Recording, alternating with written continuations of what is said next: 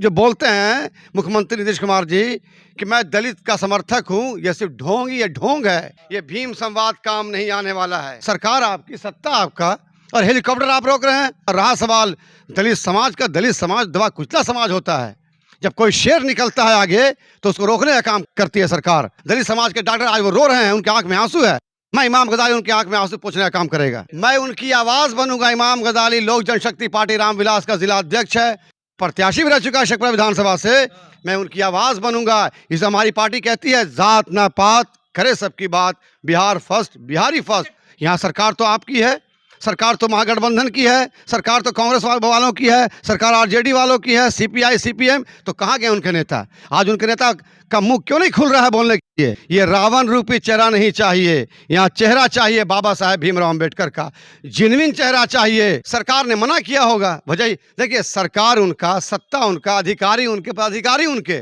तो पदाधिकारी जब सरकार बिना सरकार की अनुमति के पदाधिकारी काम नहीं करेंगे, वो भी चिराग पासवान साहब तो मुखर होकर बोलते ही रहते हैं हर जगह पे कि ये सोच को हटाना पड़ेगा और ये बिहार सरकार के अधीन है अधिकारी। जहानाबाद के डीएम को तत्काल सस्पेंड किया जाए और उनसे पूछा जाए कि आपने ऐसा घोर अन्याय क्यों किया। दलित समाज से आने वाले एक पिता का सपना चकनाचूर हो गया। बिहार के जहानाबाद में एक रामानंद दास के बेटी की शादी थी और रामानंद खुद डॉक्टर थे और जिस बेटी को शादी किए वो भी डॉक्टर थी और जिससे शादी किए वो भी डॉक्टर थी।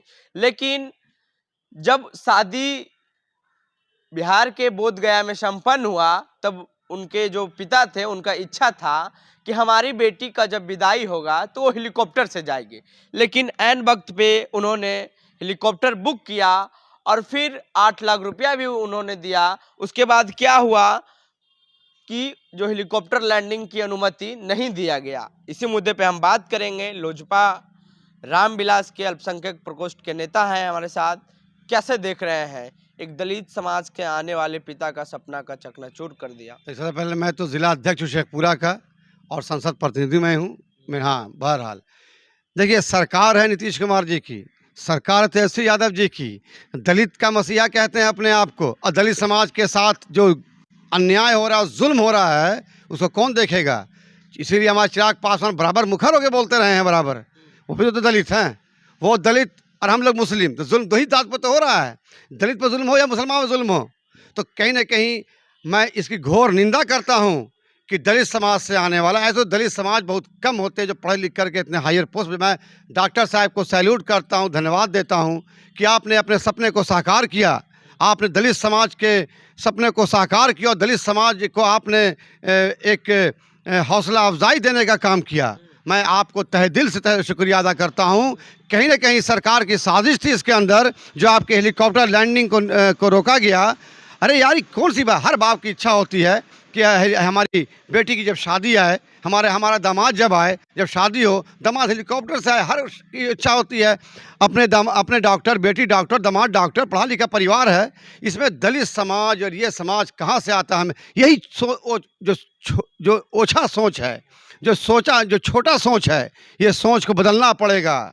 ये सिर्फ बोलना, जो बोलते हैं मुख्यमंत्री नीतीश कुमार जी कि मैं दलित का समर्थक हूँ, ये सिर्फ ढोंग, ये ढोंग है। ये कोई दलित सरकार आपकी, सत्ता आपका, और हेलीकॉप्टर आप रोक रहे हैं।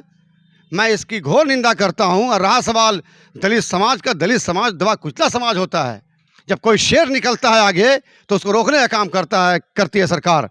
यहाँ सरकार तो आपकी है, सरकार तो महागठबंधन की है, सरकार तो कांग्रेस वालों की है, सरकार आरजेडी वालों की है, सीपीआई सीपीएम। तो कहाँ गए उनके नेता? आज उनके नेता का मुंह क्यों नहीं खुल रहा है बोलने के लिए? दलित समाज के साथ जुल्म हुआ, दलित समाज के डॉक्टर आज वो रो रहे हैं, उनकी आंख में आंसू है। मैं इमाम गजाली उनकी आंख में आंसू पोंछने का काम करेगा। और मैं दलित समाज के लिए मैं जो कुछ होगा मैं वहाँ हम बढ़ चढ़ मैं हिस्सा लूंगा और हर जगह में जाऊंगा। आप जाइएगा उस पिता का? एकदम, मैं उसके पिता का मैं जाऊंगा। और मैं डॉक्टर है, पढ़े लिखे हैं, क्यों नहीं जाऊंगा? मैं उनके साथ जुल्म हुआ है, उनके साथ खड़ा रहूंगा। मैं उनकी आवाज बनूंगा, मैं उनकी आवाज बनूंगा। इमाम गजाली लोक जनशक्ति पार्टी रामविलास का जिला अध्यक्ष है, प्रत्याशी भी रह चुका है शेखपुरा विधानसभा से।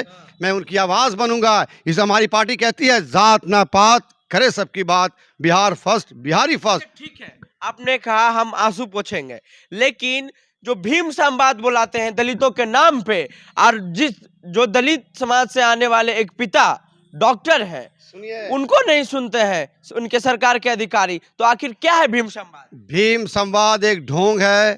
भीम संवाद एक पाखंड का संवाद था और संवाद बुलाना पब्लिक को कुछ और दिखाते हैं, मुखौटा कुछ और होता है। ये रावण रूपी चेहरा नहीं चाहिए, यहाँ चेहरा चाहिए बाबा साहेब भीमराव अम्बेडकर का, जिनविन चेहरा चाहिए। जिसने संविधान लिखा वो भी दलित था। बाबा साहेब भीमराव अम्बेडकर के नाम को लेकर आप आगे बढ़ते हैं और उनके समाज के लोग की आप तौहीन करते हैं, उनके समाज के लोग की आप बेइज्जती करते हैं। ये नहीं चलेगा। मैं मुसलमान, मैं दलित समाज के साथ शाना बशाना पैर से पैर मिला के चलता रहूँगा, कांधा से कांधा मिला के चलूँगा। आखिर क्या वजह थी वहाँ, किस वजह से नहीं लैंड करने की अनुमति मिली? वजह यही होगी, सरकार ने मना किया होगा। वजह देखिए, सरकार उनका, सत्ता उनका, अधिकारी उनके, पदाधिकारी उनके। तो पदाधिकारी जब सरकार बिना सरकार की अनुमति के पदाधिकारी काम नहीं करेंगे, वो भी दलित समाज हो या मुसलमान समाज हो, दलित समाज मुसलमान समाज को बराबर जुल्म किया गया है, बराबर पकड़ा गया है, बराबर उनके साथ ज्यादती की गई है। और मैं बता दूंगा आपको, 18% हम और कहीं अगर दलित और मुसलमान और अगड़ा और पिछड़ा सब मिल गया तो क्या होगा नीतीश कुमार जी? आपका क्या होगा? आपका कहाँ जाएंगे? ये भीम संवाद काम नहीं आने वाला है। जो वहाँ के डीएम थे, कौन, क्या ऋषि पांडे साहब थे, मैं उनसे बात करूंगा, मैं पूछूंगा कि आपने ऐसा क्यों किया। और ये मनवादी सोच को हटाइए, आप सोच लेके चलिए, सबका साथ सबका विकास लेके चलिए। हमारे प्रधानमंत्री बोलते सबका साथ सबका विकास।